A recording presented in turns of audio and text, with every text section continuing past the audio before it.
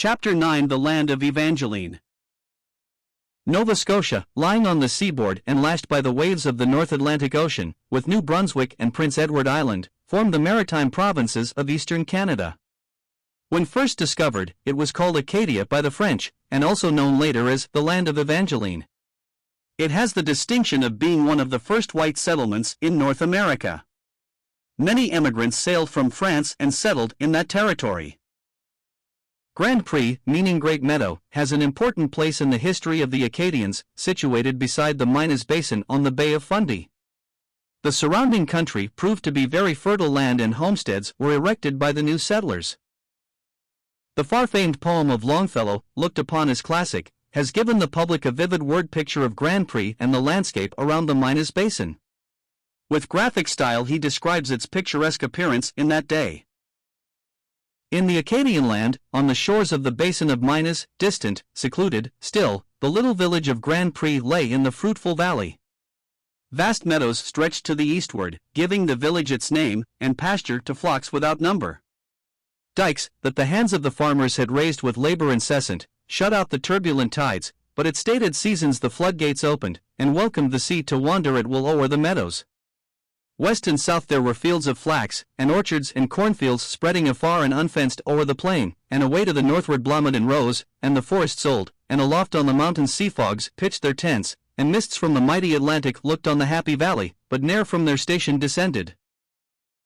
Corn and vegetation grew there in abundance, so that the barns of the Acadians in harvest time were pressed down and running over. Cattle and flocks of sheep covered the plains. The apple tree was introduced and, with climate and soil so suitable, this fruit excelled. Apple orchards have grown to wonderful proportions in quantity and quality. A motor trip from Grand Prix through the Annapolis Valley in May is like being on enchanted ground. Can you visualize driving over 100 miles through a solid orchard, and as far as the eye can see on either side, stretched for miles, only apple trees to be seen, with their beautiful white bloom filling the air with sweet perfume? The beauty and the fragrance throughout the valley in early spring surpasses any description that could be given, and tourists flock there to enjoy it.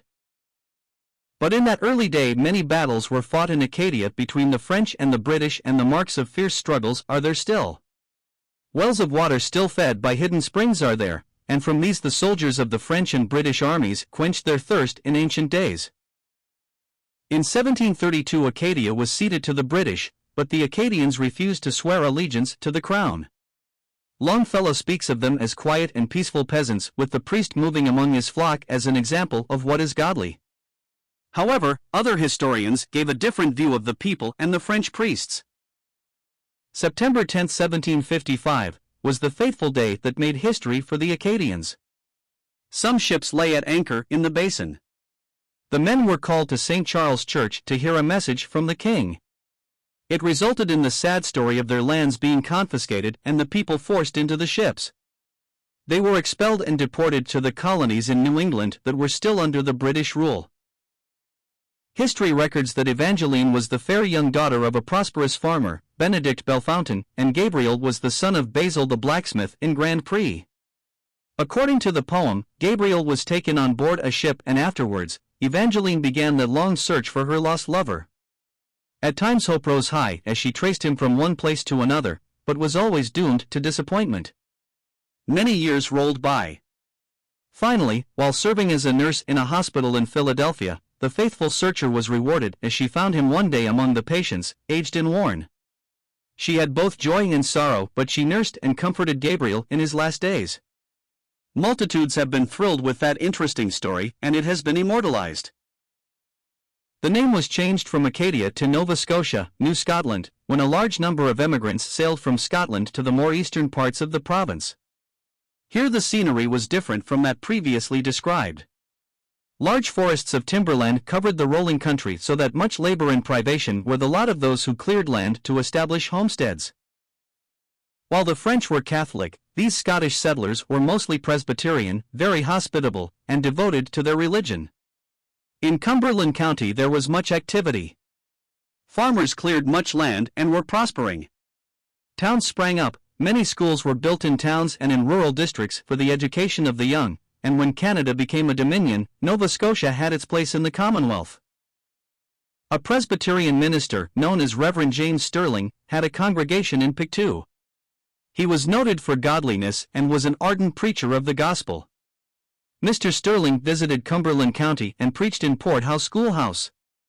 He lodged with a farmer named Kennedy who had a large family. Dan was the oldest son, and the sincerity and prayers of Mr. Sterling impressed him very much. He attended the meetings and became alarmed about his lost condition. One day, while working in the field, the light of the glorious gospel shone into his heart. He stood there and praised God for his great salvation. Some others were saved at the same time, but Mr. Sterling went back to Pictou and there was little spiritual ministry to nourish these young Christians. The churches that then existed were cold and formal. Some years later, about 1882, it was reported around Port Howe that a young Irishman who worked for a farmer was conducting services in the schoolhouse each Lord's Day afternoon. Dan Kennedy was attracted by the plain earnest preaching and sought to encourage others to attend. The Kings were prosperous farmers who lived beside the Kennedys. They had 6 daughters and 1 son. Fanny King with some other girls set off one afternoon to hear the preacher who was not ordained and who took no collections. On the way, 2 men came out of a side road and went before the girls in the same direction. One of the men was known to them, but the other was a stranger. His tall and awkward gait, with a suit evidently too small for him, attracted their attention. However, the men stopped at the schoolhouse also. A Sunday school was in progress, and when it was dismissed, a crowd of people filled the room. The girls were much surprised to find that the stranger whose appearance had amused them on the way was the preacher they had come to hear. A hymn was sung, he prayed, and then opened his Bible and read a passage from it. Fanny King was most attentive. The peculiarities about this stranger that she thought she saw in him on the way all faded as she listened to the wonderful story of salvation. When the meeting ended, Fanny thought, "This man has a message from God for the people of this community." Truly he had a message for her, for in a short time Fanny was saved and she became a bright and shining light. Samuel Wallace was born in Keady, County Armagh, Northern Ireland, and during a revival in 1877 was among those who were born again. He became exercised about believers' baptism, after which he gathered with the assembly in Keady. Samuel was brought up on a farm and he immigrated to Canada, landing in Halifax, Nova Scotia. He was very energetic in passing out gospel tracts and dealing with people in a personal way about salvation. He worked with a farmer who said to him one day, "Samuel, do you ever preach?" "Oh, yes, I do at times," he said. "Well, I shall get the school in Port Howe for you." Samuel was the preacher Fanny King went to hear that Lord's Day afternoon. The interest in the meetings deepened. Mrs. Hume had a family who all died at the same time with diphtheria, but she went to hear Brother Wallace and became much disturbed about her soul, resulting in her accepting Christ. She was early left a widow, but she became a true worker and a soul winner, a deep student of the Word even to a very old age. Samuel worked for Mr. Lowther in Leicester, preached at times, and kept up personal work for the Lord.